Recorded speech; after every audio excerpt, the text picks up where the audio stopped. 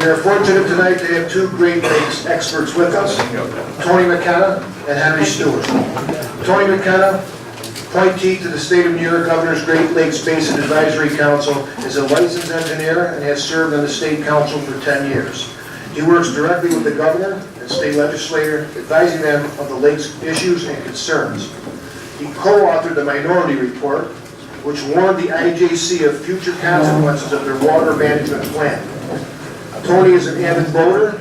He lived on the Shoreline for over 4 years and is known for his expertise on all the issues concerning the Great Lakes. Henry Stewart has been a lifelong advocate for Lake Ontario.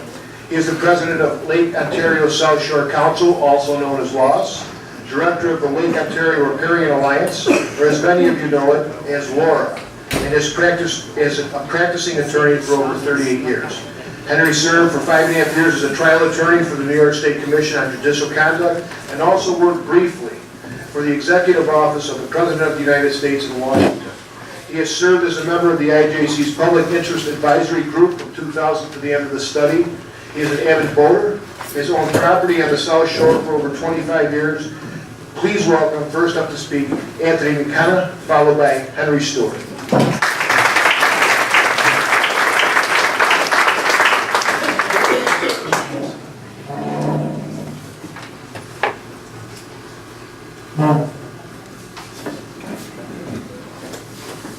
Thank you. Starting out, just to tell you I'm one of you. My wife and I bought our property in 1976, and we moved into what was going to be our dream house. And so I know all of you what you're going through. My warning to you is this: the lake level is down now about a foot and a half, and we have Hurricane Irma hitting Florida, and so our views are going to be forgotten unless we stay together and unless we raise our voices, as you've heard here before. And so, please, if we do one thing, we need to stay together, United Shoreline, and we need to work on this, because otherwise it will be forgotten. I don't know how many people are going to remember that we had a crisis on Lake Ontario once we see what happened in Florida. You know, and I was on this study as Henry was, and I'll let him take the dais a little later. But for 5 years, we were watching this. It was our job. Niagara County appointed me. And we could see that this was going to go in the wrong direction as it moved through. But we were outgunned, and we are now. You're being watched. I can tell you right now that the groups that support Plan 2014 are out there, and they're watching us. And so far, I haven't heard a heckler at any of our meetings, and that tells me something. It tells me they don't think we're there and we're going to be strong enough to combat what they're going to do to us and have already done to us. And so that'll be where I start.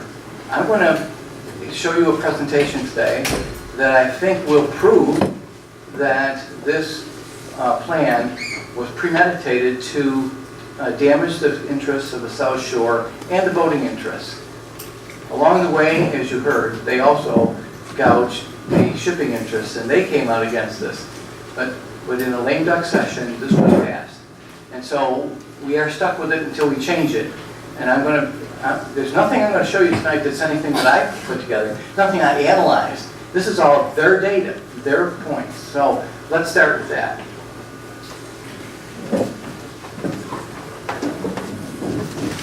First of all, I usually start, there's a lot of people who know all about the lakes, and so I won't spend a lot of time on this, but you should know that we're at the bottom of the chain. You can see Lake Superior is the highest lake and the biggest, and we end up down at the very bottom as you go through Lake Michigan, Huron, and the Detroit River, and over the falls, and here we are. Now, the interesting part about this is we're the only lake that has any control at all over its level. The rest of the lakes basically live off their own levels, and the nature is taking its course. We are one of the smaller lakes in footprint, and we have the ability to control somewhat the lake. So you do know that it's not perfect. We all lived under 1958 DD, and it wasn't great. It was better than what we got, and I'll prove that as well. But this is the system as we have it. And you can see from my next slide that this is the drainage area. And we sit here with a drainage area that's huge, that goes into Lake Ontario, but it pales in size to the one that goes into the St. Lawrence River and the Ottawa River. And so when we have some control over Lake Ontario, we're still dealing with the fact that, you know, we have neighbors down the river that get flooded out as well. And let me apologize in advance. This is a small screen, and I'll do a lot of reading so that, you know, you don't lose me here. But you do need to know that there are numbers involved. This is the high trigger, and you saw the list of the triggers. But this is the high trigger, 248.13. The old level under Plan 1958 DD was in the 247 range. So we're up a foot. And I'll tell you that they're not admitting that, but it's true. And so 248.13, well, what is that? If you look at this, this is SOTUS, and we have the mayor here, and he can attest to this. This is SOTUS at 248.4, approximately the same level. So who picked 248 when they know it's already going to flood out SOTUS? It's going to flood out Edgemere Drive in Rochester, and you know what's happened here. So, you know, I haven't found one person that will stand up and say, oh no, that's the level we wanted. That level is set in law, but no one will take any responsibility for setting it. So that's where we are. And you know, this is in the 30s, but this is the low level. And this is also SOTUS. And these are the town fathers at the time. You weren't there, Mayor. But they were standing in the entrance of the harbor. This is a foot lower than the low trigger, but we're a foot higher than the high trigger. So do you think that could happen? I bet it can. And I bet they wanted to. And these are the people that you're fighting, that are watching you. This is what happened this year. So we got to the high trigger, 248.13, and then they said by law they cannot do any diversion until that point. So I've heard a lot about the control board. Well, maybe the control board would divert. That was the old plan. They can't do it now. At 248.13 is the first time they can divert. And they couldn't. Why? Because Montreal was flooded out, and the Ottawa River, we just showed you the drainage basin, the Ottawa River was raging. Well, shouldn't you have figured that out? I mean, that was in the end of May. That happens just about every year. So this is what happened. They said, well, Lake Ontario, South Shore, you're taking it because you agreed to it. You agreed to it. I don't think we did, but somebody did. And this is 249. This is an added foot on top of what the trigger was because they couldn't divert the water. And I've heard a lot of people say it was all about the rain. Well, there's another proof, right? So what happened at 248? There's your trigger. Nothing. They couldn't divert because it was already flooding in Montreal. And so this is 249. What it looks like, you tell me where the piers are now because I can't tell where they are. And this is the damage, of course, in the Alpha Yacht Club. And a lot of you live around here, you know this is terrible. They had just spent a lot of money rehabbing that shoreline, and many of us are in the same boat. But that's what happened inside the harbor.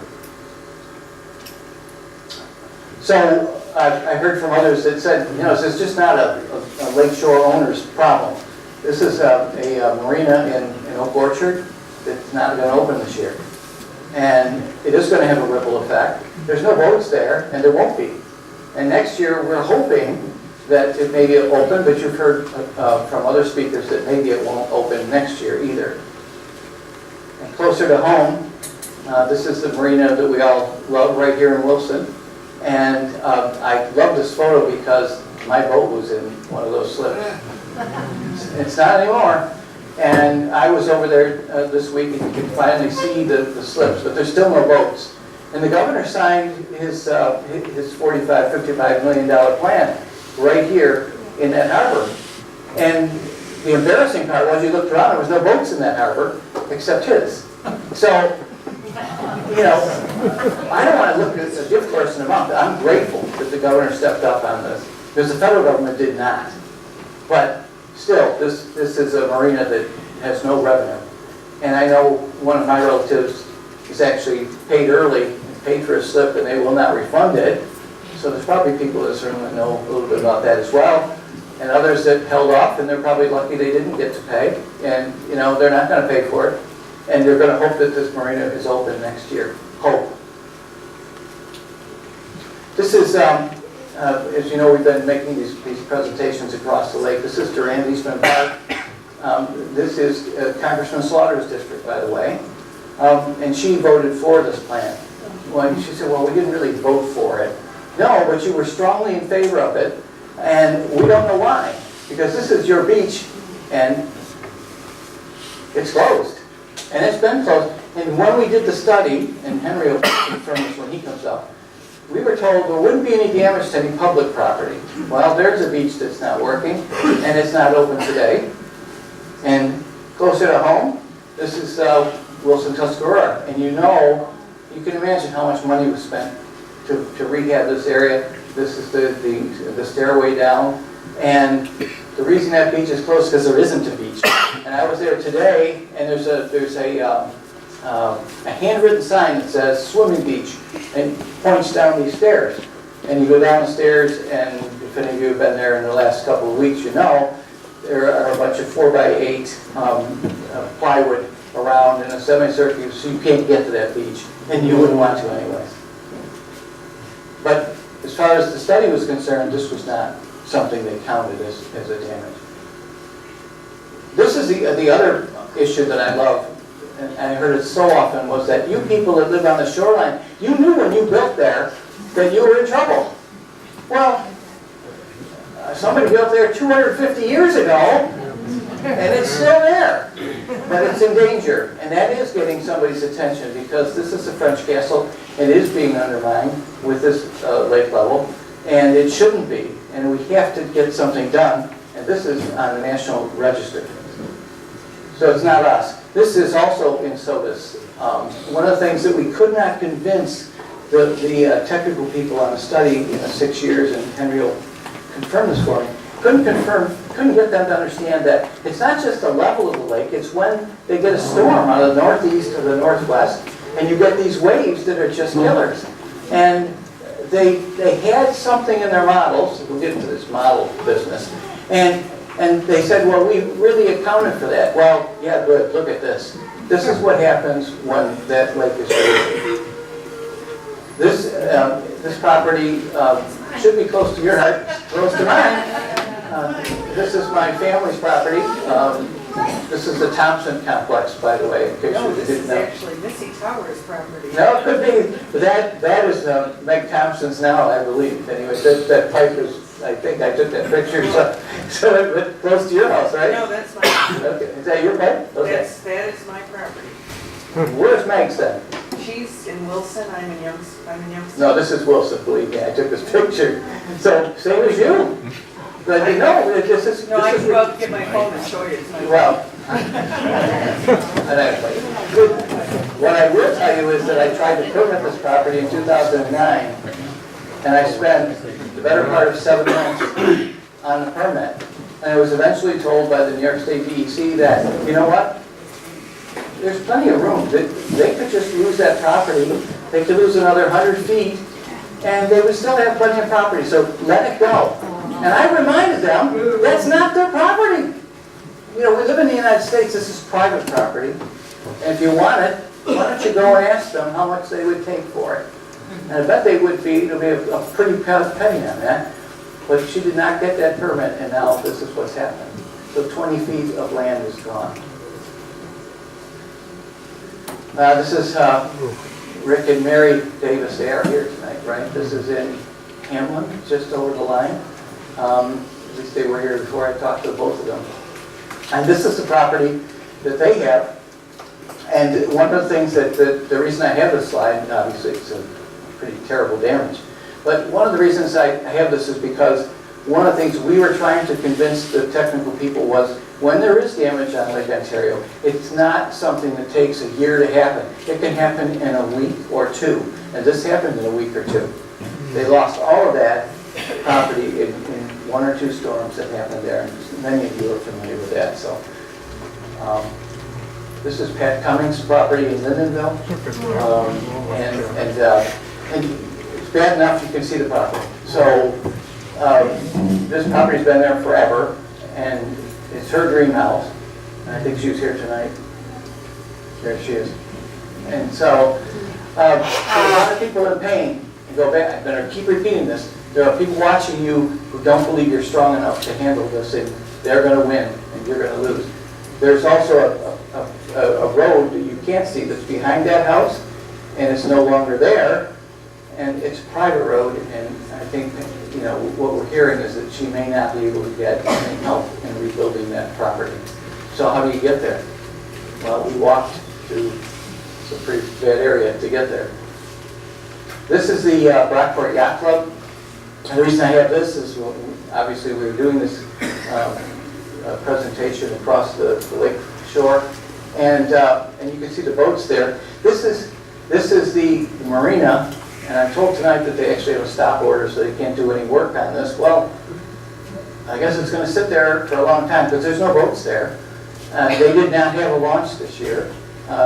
We used to have this launch in most of the yacht clubs where you bring a crane in and you launch all the boats on one day and you take them all out on a day. And there is what happened in Brockport. There is no launch this year. There are no boats in, and the slips are underwater.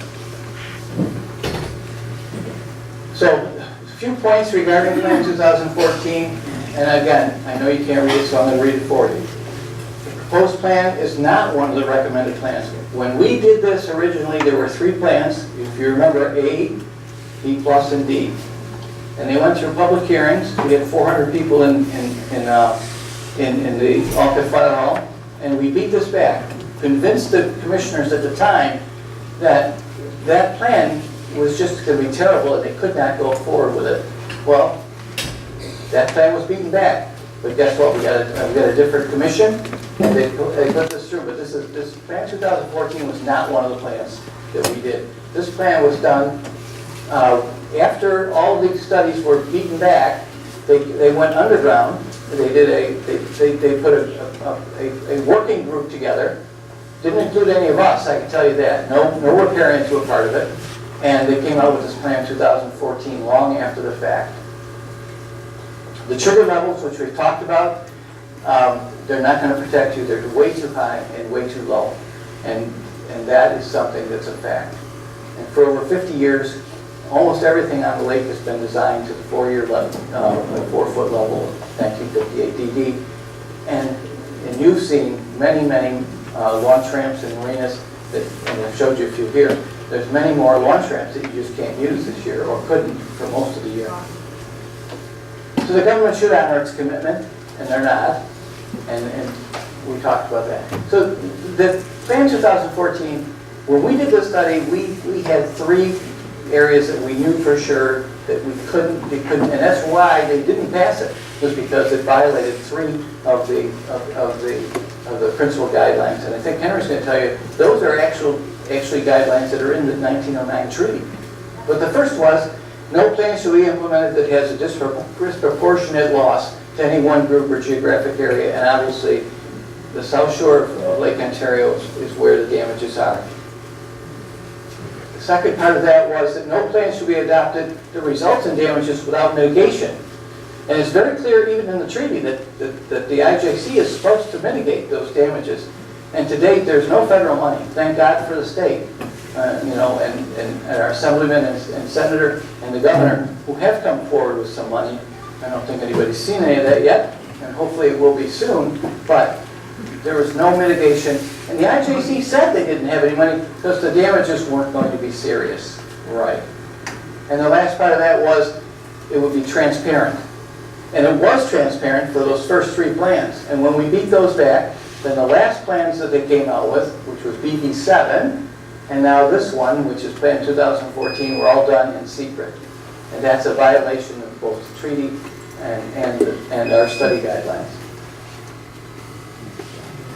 Under the old plan, we had a criterion K, which you can't read, and I'll read it for you. But it basically says that if they see that the lake level flows and the levels are going up higher than they should, then the control board could step in and they could immediately start diverting water.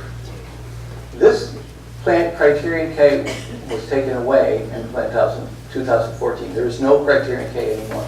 And that's why the control board hasn't, unless they get to a trigger point, and even when they do, they have to ask the commission for permission to lower the lake. This is the one I really love. This is the tennis ball. You all have heard about this. This is the 2 inches, right? It's only going to be, we've only raised this by 2 inches. That is their models. If you take a 50-year average, I'm sure that they're right. But it didn't work this year. And the reason is, if you just plot and I have my handy dandy. But look at this. These are the triggers. These are the red. These are the triggers. That's the high trigger. The low triggers are this red. And the black lines here are the old 1958 DD levels. So you can see, it's very clear, the new plan is at least a foot higher, not 2 inches, and it's over a foot lower. So that's what we've got in store for us. And supposedly that was going to be good for the environment, and I'm going to talk about that a little bit as we go forward. This is what actually happened, and I hope you can all see this. But this is an actual graph of the water level, and you can see the spike. And we've had other people tell you that it's not the rainfall. So what was it? Well, it's pretty obvious to me, and I don't know why people haven't gotten there. But they got to a certain point, they got to that trigger, and then they couldn't do anything. So they just kept going. Give us another foot, and that's what we're dealing with. That's the highest. That's a record. 150 years. That's the highest record level is this year. That's what we're dealing with. Now it's down, and I know there are people who support Plan 2014. I'm going to keep saying this, that are hoping you forget.